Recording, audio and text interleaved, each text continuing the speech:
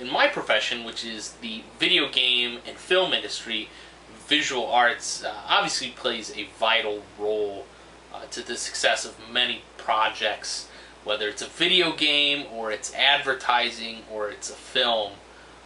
Having good art, at least art that people can relate to and people are attracted to, is necessary to get customers. If it looks good, people tend to be more interested in it. Great question, Mackenzie. It is. It is beneficial for my industry, again, which is primarily the video game industry. With access to visual arts, people, again, are buying into products. They're consuming more on mobile devices. I do a lot of iPhone games.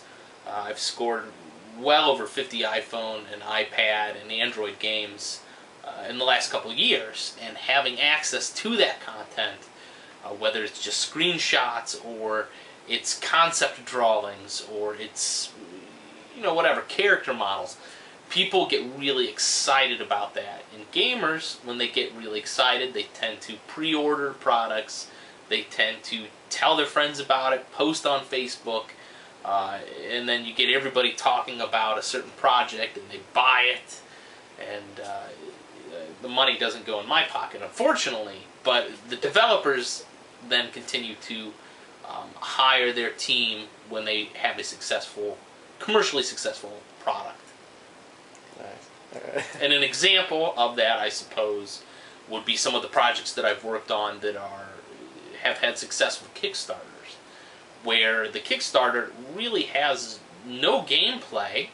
The team has very little track record, but they're able to show very interesting pictures. They're able to show images that are very vivid, that capture people's attention, and make the people want to buy the game before they know anything about it, and they end up hiring me. So it's benefits us all. People playing video games.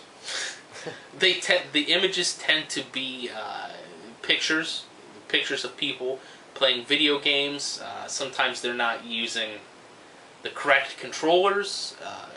In some cases, they're holding the controllers upside down. So I wouldn't say that the images are always accurate, but all over the place. On TV, you see images of people playing games, of people playing on iPads and playing games on their televisions, and that's very prevalent in my industry. And women. There's lots of women. I see lots of pictures of women playing games. Unfortunately, sometimes they're objectified, and that's done so on purpose to kind of attract more attention to the ads. Women gamers, cosplay stuff. Yeah, it all goes hand in hand. I really like Salvador Dali. I'm really into strange art, not abstract, but just very surrealist stuff that maybe even hyper-realism, where they take normal things that you see every day and then just really kind of extrapolate on the characteristics of the image. And Salvador Dali, I really like his stuff because of how imaginative it is. All of his stuff, I see it and I just am taken to a completely different world. Honestly, it maybe has not influenced my creative process a ton. I have written music for pictures before in the past. Like, I'll think of something that inspires me, that's art, and it will help kind of inspire my work, but that's not something that I do on a regular basis, unless I'm commissioned to do so, and which I have been.